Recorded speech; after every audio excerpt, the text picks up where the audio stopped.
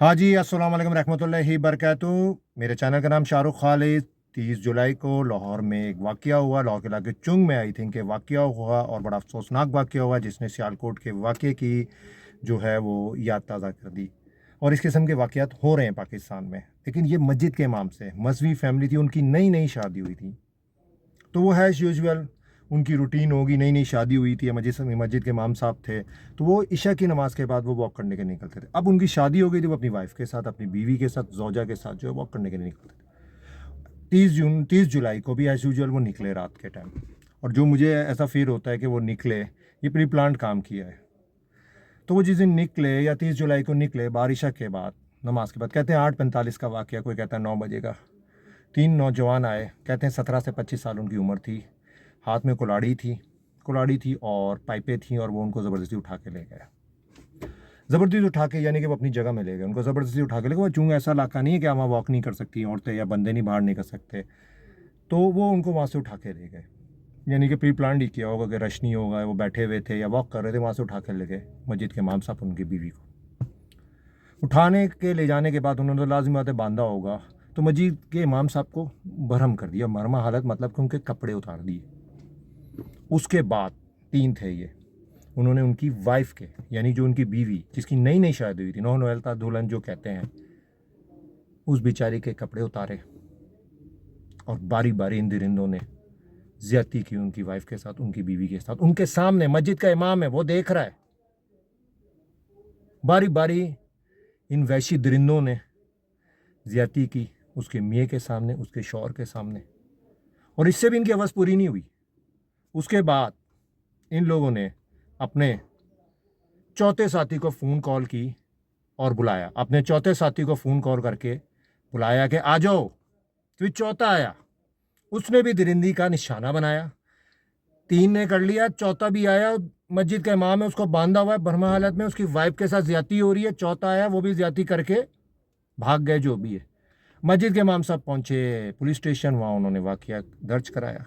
अब आप सोचें कि उनकी जहनी हालत या उनकी जहनी कंडीशन का क्या हाल होगा कि ये जो वाकया हुआ है, ये क्या उस लेडीज़ बेचारी के साथ 4 मर्दों ने ज्यादती की, वो भी उसके मियाँ के सामने, उसके शौहर के सामने, जो मस्जिद का इमाम है। वो मस्जिद का इमाम है, उसकी क्या जहनी कंडीशन होगी कि उसकी बीवी को ज्यादती का निशान उसके सामने बनाया गया। तो अल्लाह का करम यह है कि अभी तक जो खबरें आ रही हैं कि 2 को तो जो हैं 4 मुजरिमान थे, 2 को पुलिस मुकाबले में पार कर दिया गया है। सीसीडी ने लाहौर की, आपको पता है, CIA भी है लाहौर, पंजाब पुलिस ज़बरदस्त इंसाफ किया है। उनको पता है अगर ये केसेस जब अदालत में जाते हैं तो ये लोग छूट जाते हैं, आगे फिर ज्यादती का निशाना बनाते हैं। क्योंकि पाकिस्तान में रेप की कोई इतनी सख्त सज़ा नहीं है कि जो होनी चाहिए।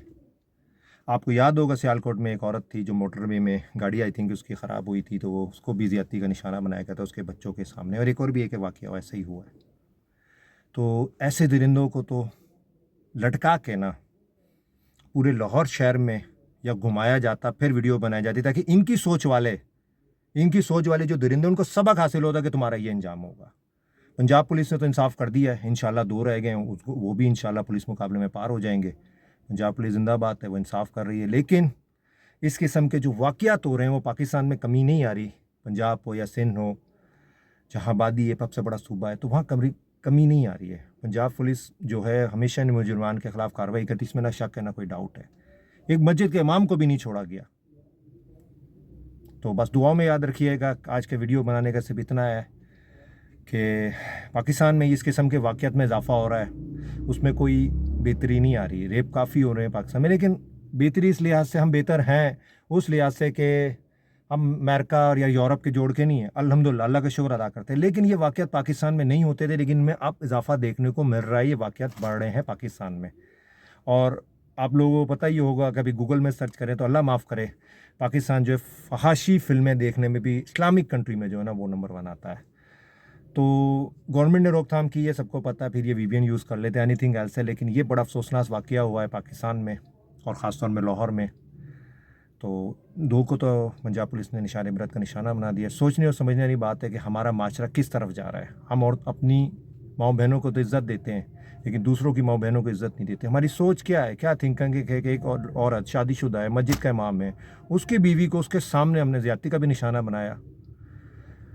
बस दुआ में याद रखिएगा। वीडियो अच्छी लगे लाइक करिएगा, शेयर करिएगा। अस्सलाम वालेकुम रहमतुल्लाहि व बरकातुहू।